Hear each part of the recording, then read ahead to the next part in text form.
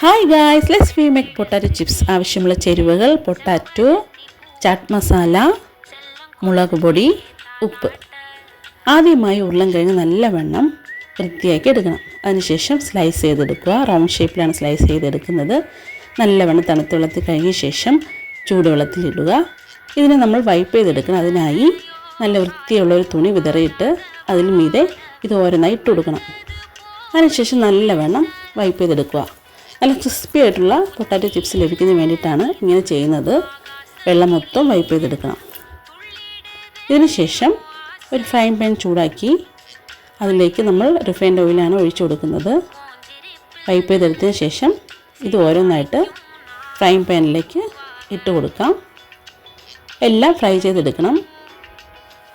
നല്ല ക്രിസ്പി ആയിട്ടുള്ള potato chips ലഭിക്കുന്നതാണ്. അതിനായിട്ട് ഇങ്ങനെ ചെയ്ത് കൊടുക്കണം.